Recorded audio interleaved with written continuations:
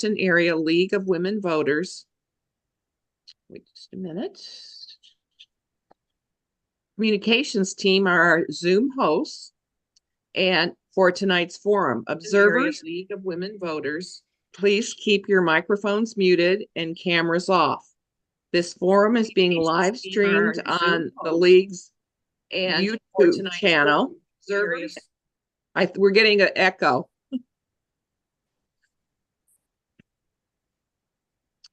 This forum is being live streamed on the League's YouTube channel and is being recorded to be uploaded to the League's website so interested voters can view it later.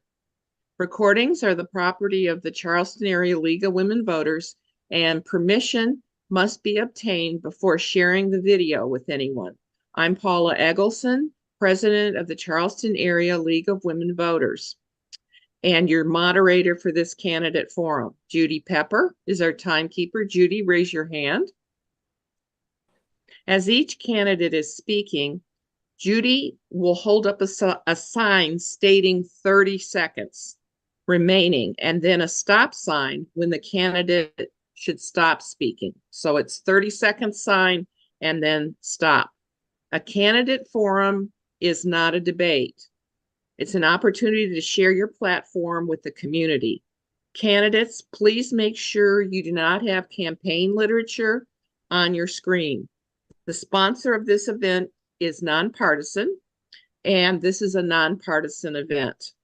On November 5th, 2024, Charleston County District 7 voters will choose a county council member to represent them. Only voters in Charleston County District 7 will be able to vote in this race.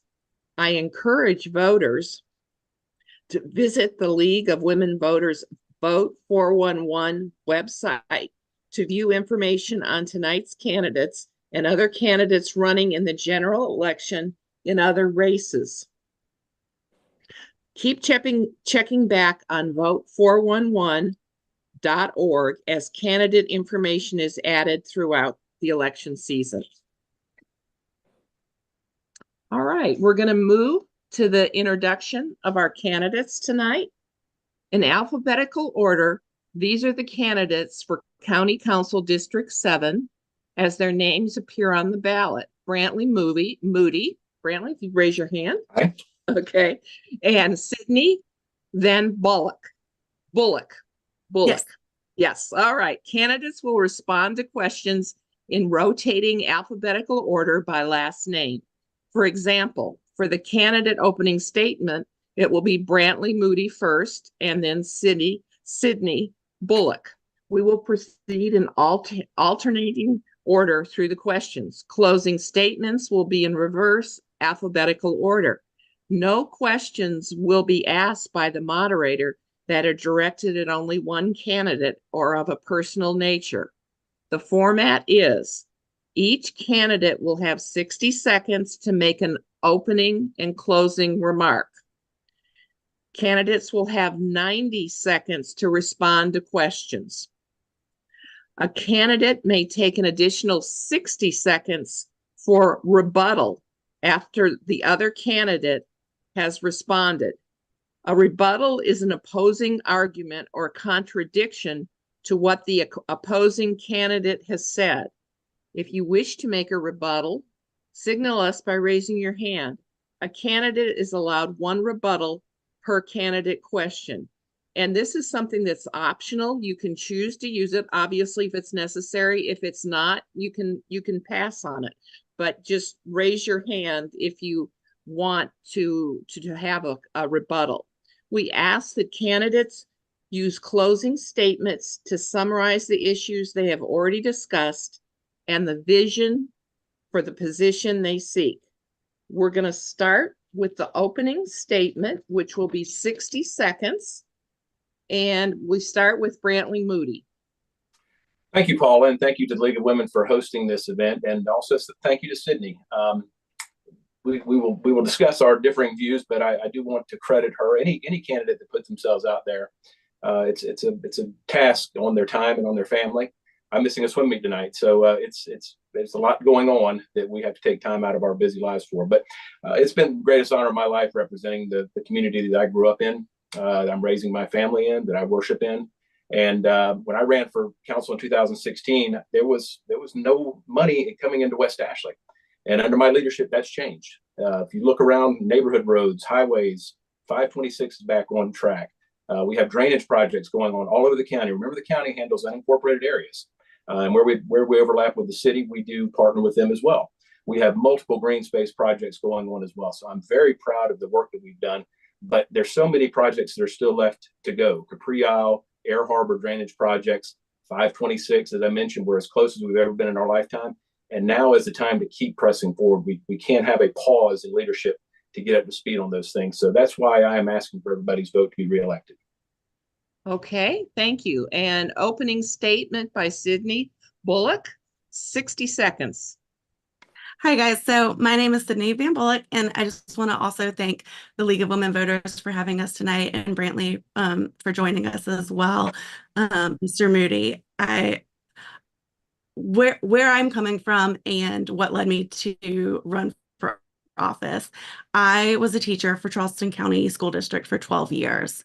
And I ended up making the really difficult decision, like so many other teachers have, to leave the classroom because the cost of living in Charleston had outgrown my paycheck. And as a single woman living in Charleston County on a teacher salary, I wasn't able to pay my rent anymore.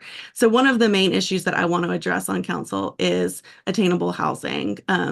But as Mr. Moody mentioned earlier, there are so many projects that are left to be done. And as a resident of West Ashley, I see the progress differently. I see issues that haven't been tackled, and I decided to step up. I think it is time for some new leadership. Okay, thank you. We're going to start with question 1, and I'll repeat the question for our second candidate. We'll start with Sydney. Why do you want to represent the citizens of District 7 on the Charleston County Council? And you have 90 seconds. Sure. So the reason that I ran for council and the reason that I want to represent the people of West Ashley and North Charleston and Charleston County on the larger scale is because I really truly felt like there wasn't anybody that was representing citizens like myself. So we have a lot of people on council that are looking out for developers and big business and all of that.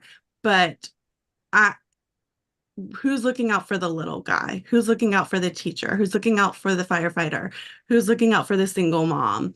And I just saw a hole in our governance that wasn't reaching individuals like myself.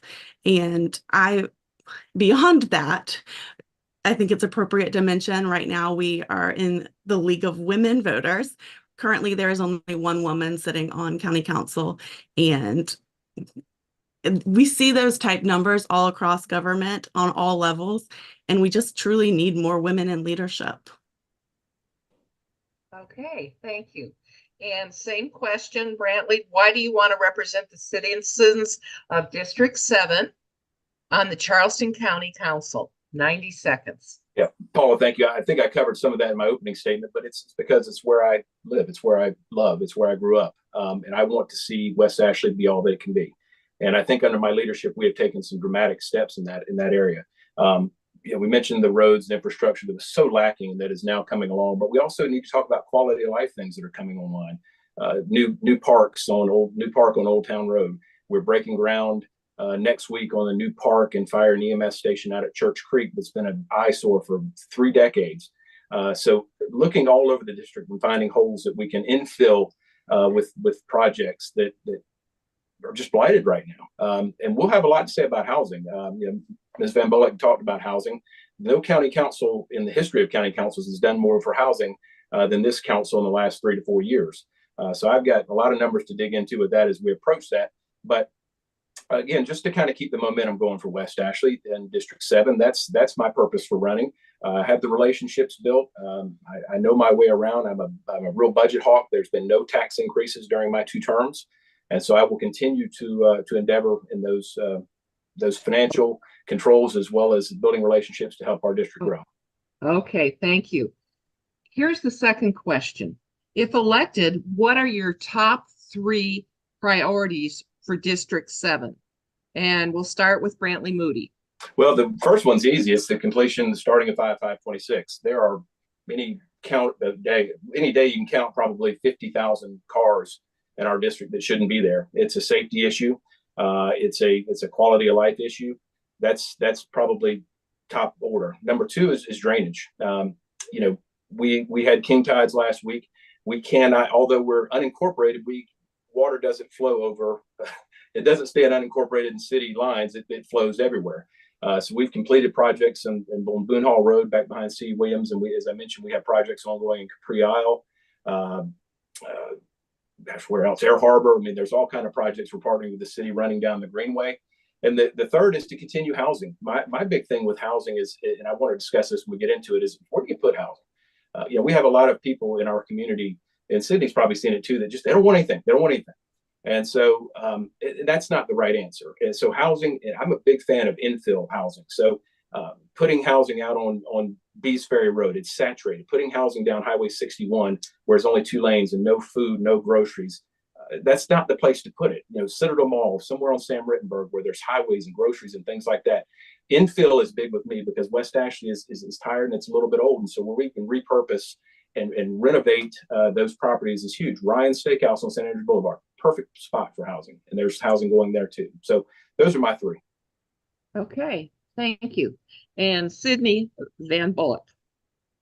So we, in a lot of ways, we have the same issues. My number 1 would be flooding. And when I've been out knocking on doors, talking to constituents, that seems to be everyone's top issue is flooding. Over near me, the Church Creek community, they deal with flooding constantly and have felt left in the dark for so long. The road right in front of where I live floods pretty much at high tide every day. And so there's so much more that we need to be doing, and we need to be doing it quicker. I know that anything in government takes a long time, but we've got to get that process rolling.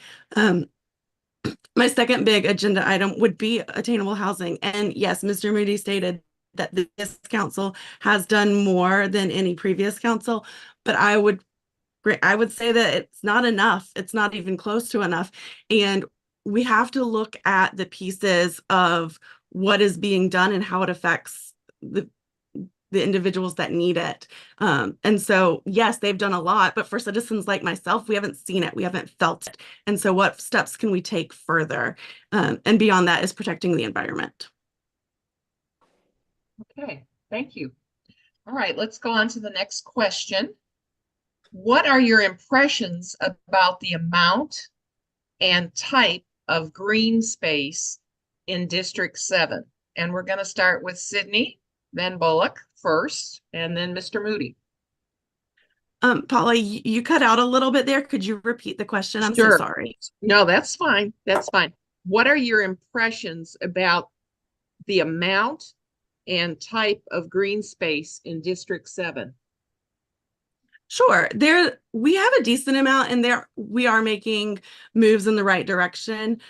But one of the things that I would like to see is better maintenance around them. And obviously, the more green space, the better. The more green space we have, that affects things like flooding, right? The more concrete and cement you have, that more flooding that leads to. And so the more opportunity that we can bring in green space, the better. I talked to a constituent last week who was stating that there is a playground in their neighborhood, but the roads around the playground are not safe, so they can't walk their kid to the playground because cars are speeding past it. So how are we addressing these issues that not only do we have green space, but that they're truly accessible and are maintained to the highest degree? Okay, thank you. And Brantley Moody, what are your impressions about the amount and type of green space in District 7? Paula, thank you. Significantly better than it was 8 years ago. One of the first things I did on county council, for those of you who've been around for a while, is the original green Greenbelt project had 70% funding going rural, 30% urban. And I built a coalition to change that. It's now 50-50. A lot of people did not like that, but we did that for very certain reasons because a lot of the rural had already been protected, and in urban things are more expensive. So under my leadership, I mentioned the Church Creek Plaza property that's breaking ground. That's 4 acres plus of concrete that are going to come up, providing a lot of relief to Church Creek, and we'll get EMS and fire station past the park there. We also did a Greenbelt project in Forest Lakes where we saved that ball field back there. Old Town Road has got a new park that's opening. So there are numerous projects that have gone on throughout the district. And, the city stepped up too. I know we're county, but the city stepped up too a little bit on their playgrounds. They've upgraded a lot of their equipment. They have a lot of small pocket parks. But as far as the Greenbelt goes, another project was on Ashley Hall Plantation Road here in West Ashley. So that was a big one too, to stop multifamily from coming there. So we've gotten millions done in the last 4 or 5 years in West Ashley, where before my term, we weren't even on the school board yet. Okay. Sydney, do you wish a rebuttal? Yeah, I just wanted to make 60 mention to the fact that with the new referendum, the percentage of money going to the Greenbelt is much smaller than it has been in the past. And so that's one of my concerns. Okay. All right. Yeah. Yes, Brantley, 60 seconds. So the pot is bigger. The original pot the 2016 pot was 2.1 billion. It's 5.4 billion. Last time it was 12% of that pot. This time it's 8. But in hard numbers, it was $200 million going to Greenbelt last time. It's now $432 million. That's the bottom line to me. Okay. Thank you. And this next question, it's question 4, and we'll start with Mr. Moody first. District 7 covers a lot of land. What type of flood protections do you believe should be in place across North Charleston and West Ashley? 90 seconds. Yeah, North Charleston, Sydney and I, let's start with that one. Sydney and I were both at a meeting with Wanda Woods the other night, and there a lot of problems we run into, especially off Dogwood Road back behind Easter Beast. A lot of problems we run into are where we get to these critical lines. So the cities and the counties can do all this work, this digging, these cleaning out of pipes, and they get to the critical line, and then there's another wall because you can't go beyond that into the marsh. That's a big problem that our neighbors in Wanda Woods are running into, is you can clear it out and get it off the roads out there, but then it just backs up again at the marsh and then comes back in. So partnering with our state and federal officials to try to get some more leniency, let local people make decisions on how to clear those out. Senator Senn has done a really good job forming a legislative task force here locally in the last 3 or 4 years that I listen in on, and they've done a really nice job of getting some obstacles removed. But the problem is just legacy. It's West Ashley was built in the 40s and 60s, and so was Wanda Woods, and they didn't care about drainage. In Capri, Iowa, where we're doing a project, all of the outflows are built under people's homes, right? So you have to go and get easements from these people to just snake a camera down their pipe to get these things done. So to Sydney's point, these things take forever. But they didn't consider drainage. If you look at Daniel Island, that's a planned community. There's no drainage problems out there. But in Legacy, Charleston, West Ashley areas, that they just slap down houses. Drayton on the Ashleys, another. We've done a lot of work out in Drayton to get that water out of there onto the railroad tracks and funnel out in the Ash River. So it's a little bit of whack-a-mole, unfortunately, because there's so much need. Okay, thank you. And Sydney, the same question. District 7 covers a lot of land. What types of flood protections do you believe should be in place across North Charleston and West Ashley? 90 seconds. Yeah, so we have outdated infrastructure. I mean, it absolutely is outdated. Our drainage pipes are too small. Just like Mr. Moody stated, they end too soon. We've also got to stop building within the floodplain. Like it's just science. And the more we build on the floodplain, the more we're going to see flooding. I mean, you build your house on water and then are confused why there's water there. So we've got to do a better job of making smart development decisions. Charleston's growing at a very rapid pace, and so development is necessary. We just have to make sure that we're making smart decisions when we're considering development. We've got to make sure that our infrastructure is being updated as quickly as possible. Okay. Thank you very much. And Brantley Moody. We finished that one. And let's go on to question 6. What do you think are the best sources of funding for District 7 infrastructure projects? What do you think are the best sources of funding for District 7 infrastructure projects? Is that for me or Sydney? That's for you. Oh, okay. Did we skip question 5? I'm fine. Let's do this one first and That's we'll go fine. back That's to that fine. one. Yep. No, infrastructure funding, it's easy. That's the half cent sales tax. It's critical to our need. It does all of our infrastructure. It does all of our allocations, our beautiful intersections that we're doing, all these projects we've got, crosswalks. It's going to fund BRT and MARTA, our green belts. It's, unfortunately or fortunately, we're a very wealthy county, and so we're not going to get any help really from Columbia, much of anything. So you made the point earlier, people are going to keep coming here and we can't stop that. So what are we going to do with them? We have to fund these projects. And the only way to fund them is either half cent sales tax or millage at some point would have to go up to keep up with these things. So that's an easy answer for me. Okay. And Sydney? So this is something that we mostly agree on and have a slightly different take on as well. I do agree that the half cent sales tax is how we pay for these things. It's how we've been paying for it for decades, and I believe it's how we're going to pay for it moving forward. I do also believe that our citizens, they're worried about infrastructure, and if push comes to shove and we do have to do a millage increase every once in a while so that we can get these critical pieces in, I think it's worth looking at. But those are decisions that I think also we wouldn't ever want to do without input from our constituents, input from our voters. When you ask one of your constituents, do you care, or does it matter to you if the state pays for it or the county or the city? The answer is no. They just want to see it get done. And so for me, it's bringing home results. Like, we can talk about rhetoric all day long, but are we seeing the results and how quickly are we getting to them? Okay. All right. And rebuttal. Yeah, just briefly.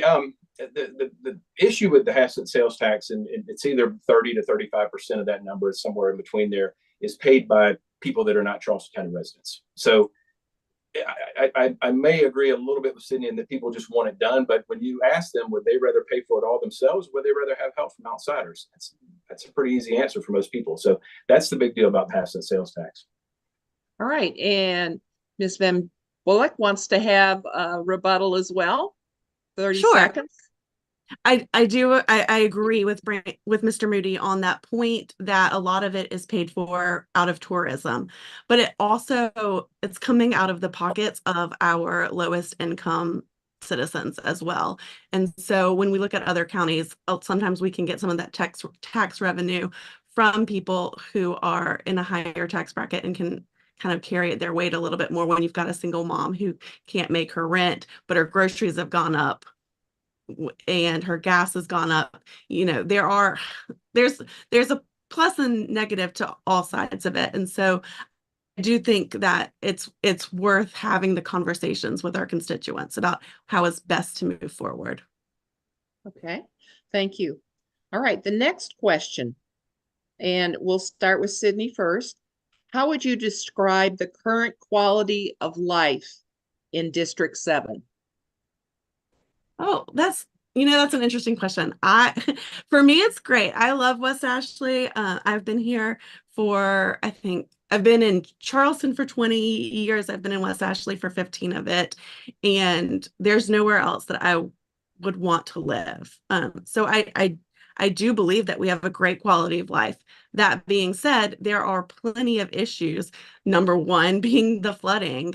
We do have traffic issues that a lot of people are concerned about.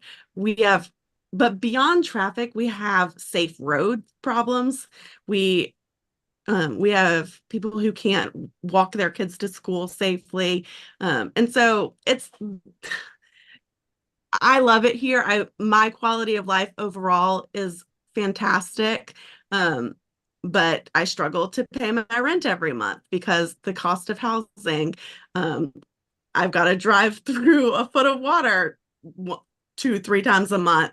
And so while the quality of life overall is wonderful, there's so much room for improvement as well.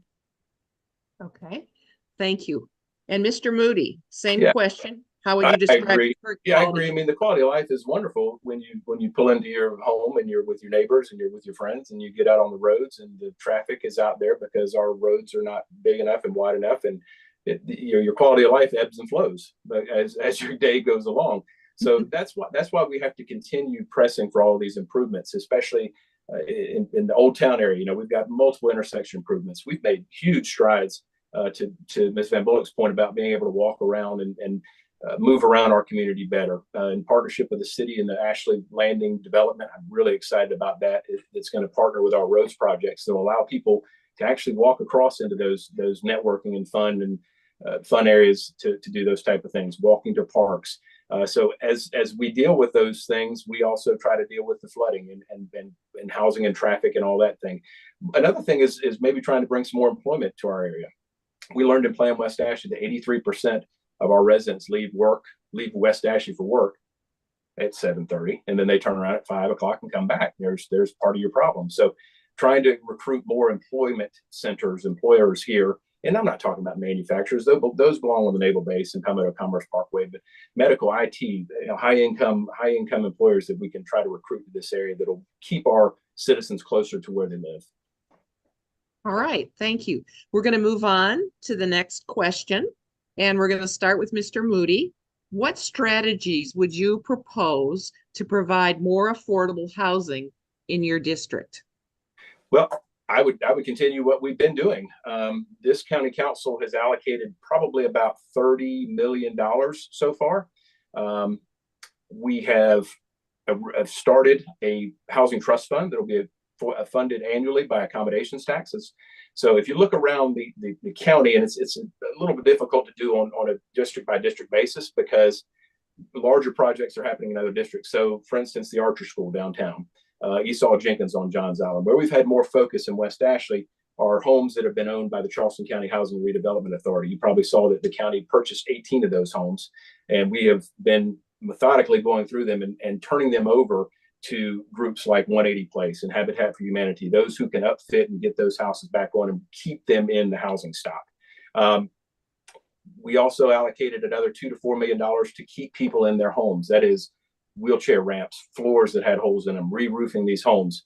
Nothing gentrifies a neighborhood worse or quicker than when somebody just can't afford to make those repairs and they just say, heck with it, I'm leaving, I'm selling, and I'm out. So keeping that housing in the family is a lot of times that's generational wealth in that family as well.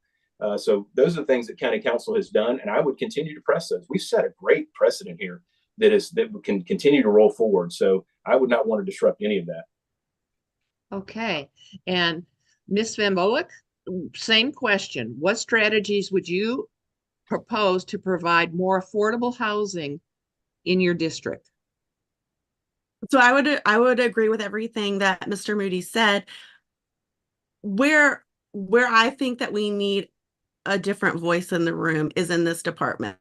And I actually had this conversation with Councilman Tinkler right after the event for the Sumar Street project, because there's a portion of that project that is going to be considered attainable housing. But once we broke down the numbers for it, the attainable housing piece of it were 1-bedroom apartments running at $1,600 a month. And for anyone who needs attainable housing, that's not affordable. Your teachers can't afford a 1-bedroom apartment at $1,600. They're figuring out how to do it by working 3 or 4 jobs. They're making ends meet, but that is not a quality of life for someone who is working these jobs that we absolutely need within our community. And so when we're giving incentives to builders to do these attainable housing pieces, we have to make sure that they're actually doing attainable housing within them. Because a lot of times we give these incentives away and then it doesn't actually benefit people like my community that need these type of housing units. And so, I do applaud county council for the work that they've done. But when I talk to my neighbors and say, can you afford what you're living in? The answer is no. And so we've got to pull it back a little bit. Okay. And Mr. Moody has Yeah. a rebuttal. Thank you. I don't know that I necessarily disagree with Ms. Van Bullock's assessment of Sumar Street, for instance, but it just can't be in a cloud of hope and dream. There has to be a business case made for this. So when you have affordable or attainable housing, or how many ever units you set apart, you have to balance that with market rate, and you have to grow the project. So do people in West Ashley want an 8-story apartment building at Sumar Street? No, they don't. They don't even want a 4 or 5-story building, but they're willing to tolerate it.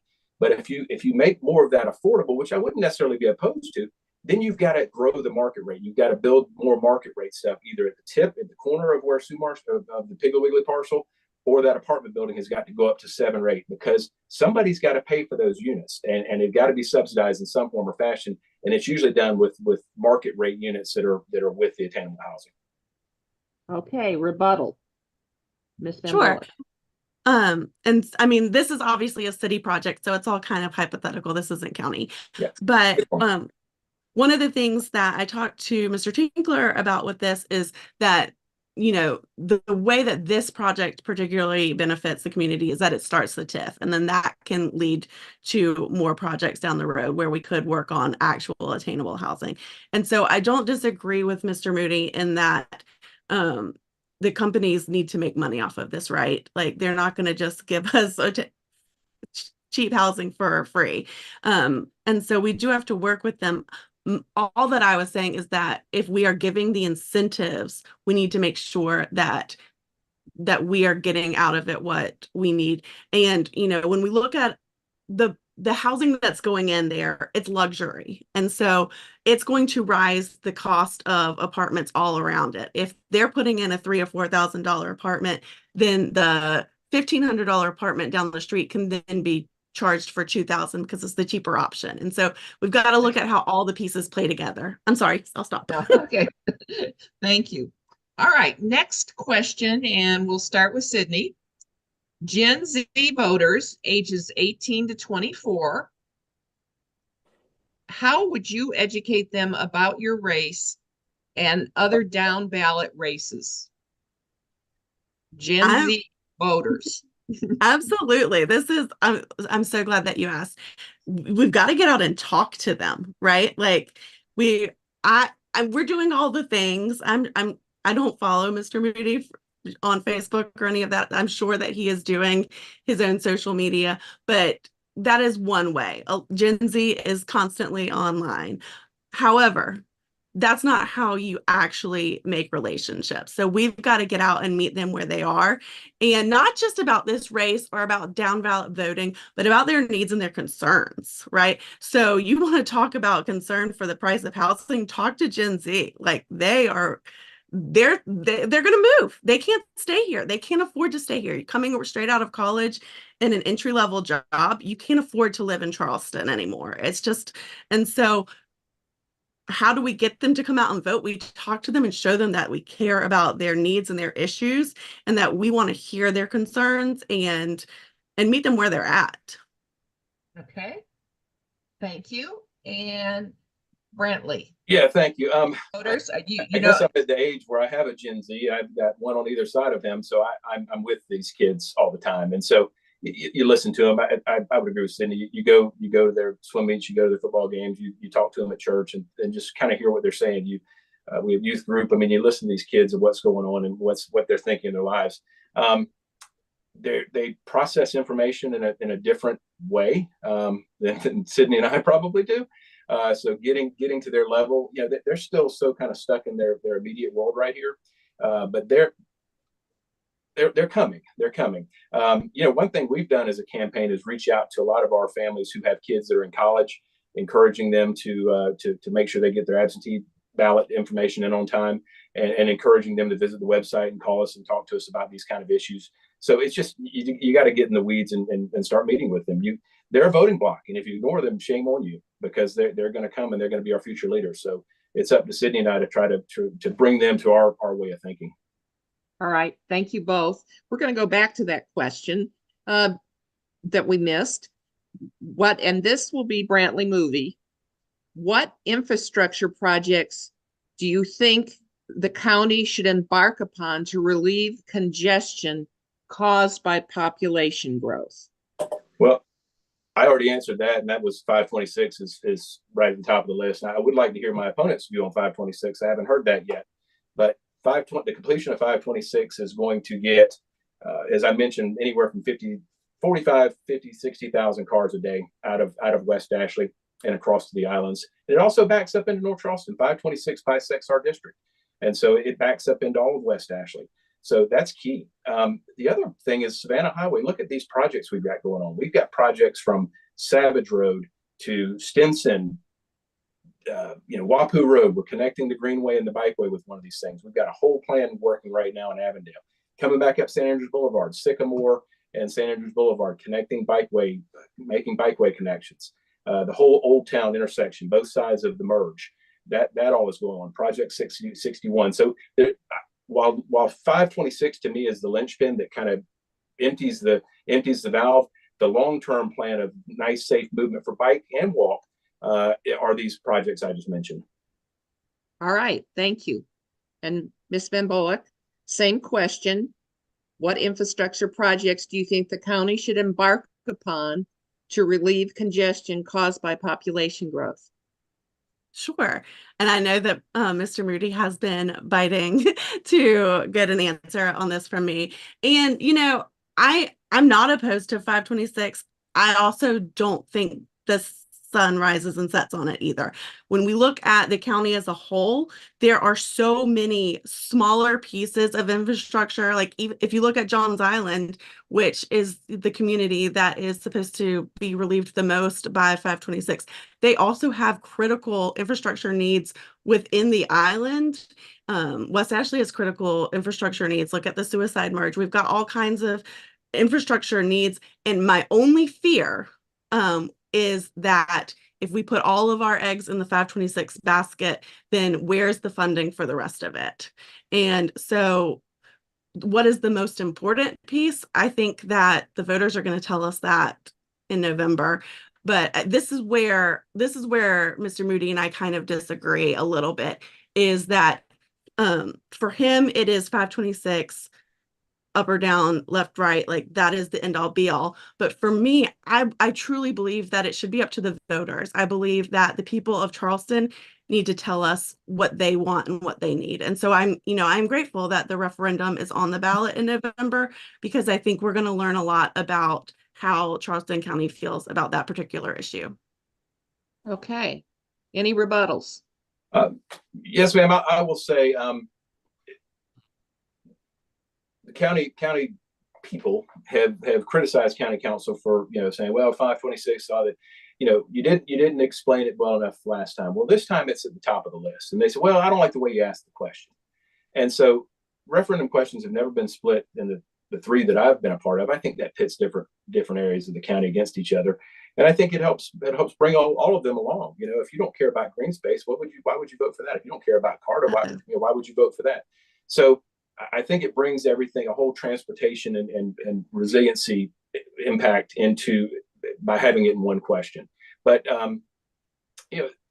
Sydney, Ms. Van Bullock answered my question. It's a waffling response to 526. If you well, I'm not necessarily for or against it, but then you don't like the way the question's asked. That's code for I don't care for it. That's okay. The way I read it. Thank you. All right. And Sydney, do you have a rebuttal? Yes? I absolutely do. All right. Again, I just want to state, I'm going to get one vote in November, just like Mr. Moody is, just like every member of our county is.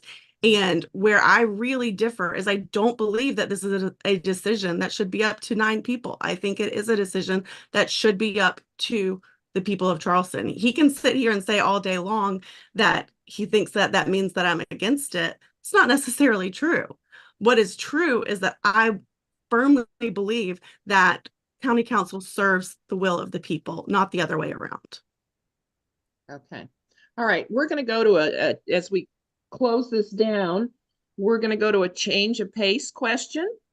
And we will go ahead and start with, let me look at my sheet. And we will start with Brantley Moody. All right. What is your favorite restaurant, park, or other public place in your district and why?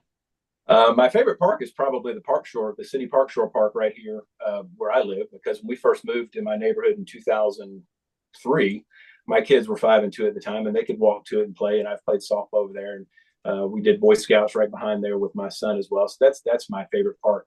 Paula Restaurant, oof, name them. Locals is fantastic right over here. The sushi is off the charts. Just don't go on Tuesday night; it's half price. You'll wait out in the parking lot forever. But what was the third one? I'm sorry.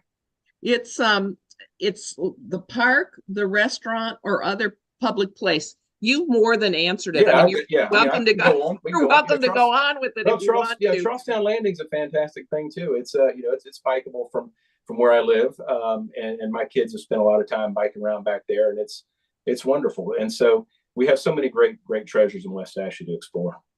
Okay, thank you. And Sydney, same question. Favorite restaurant, park, or other public place in the district and why? So I am hesitant to answer the restaurant question because I don't want to get all of the other restaurants mad at me. But real anything Mexican, I am a sucker for Mexican. So I was very excited when Santi's moved into West Ashley. But as far as the parks go, the Northbridge Park holds a really special place in my heart. I could go down this really long, sappy story about how it has benefited my mental health and all of these different things that I gained from that park. But the North Bridge at the Cosgrove it's just very near and dear to my heart. Okay, thank you both. What we're going to do is move to closing statements, 60 seconds, and Sydney, you're first. Well, again, I just want to thank you all for having us. And this is actually the first time I've ever gotten to speak to Mr. Moody, so it's been a pleasure. I think we've laid out the fact that we're actually a lot more similar than we are different. We do have a slightly different vision for how to move District 7 forward, how to move Charleston forward. I'm running because I see the humanity in the people of Charleston. I have served in some capacity for the people of Charleston since I moved here. Service is really important to me, whether it's if I get elected, it will be an incredible honor. If I don't, I will continue to find ways to be of service to these people. I love it here, and I will do whatever I can to make the lives of the constituents of District 7 and Charleston County as a whole as best as I can. All right, thank you. And Brantley Moody, Thank you. remarks, Thank you, Paul, and seconds. thank you, Paul, and the league and Sydney as well. I'm running because I believe I'm the right person to continue the progress we've made. When I announced my running in 2016, it was to grow infrastructure and get us back on track, get 526 back on track. We've had over 400 neighborhood roads paved. We've got $3 million in drainage projects going, over $3 million in greenbelt projects, and quality of life stuff throughout the district. I mean, I chaired the environmental management that got the recycling center out of the ditch and got it's open. It's a world-class recycling center. As I mentioned, the county park that's coming online, all the intersection work we've got going on. So that hasn't been easy. I take a lot of pride in it, and I want to continue to do that work with all the things we have in the pipeline. Keeping the momentum going is big, and we've done that without growing government, without growing departments, and without having a tax increase. And so I think I'm best suited to continue that. All right, thank you very much. I want to say personally that I have thoroughly enjoyed moderating this candidate forum, and thank you to the audience for taking time to hear about our candidates. We encourage you to study the issues carefully, learn about the positions of each candidate, and vote for the candidate of your choice on November 5th. Early voting starts October 21st. Check your voter registration status and polling locations on scvotes.gov. And again, candidate information and answers to questions for all races can be found at the League of Women Voters Vote411.org site. Thank you to our candidates for joining us tonight and for their thoughtful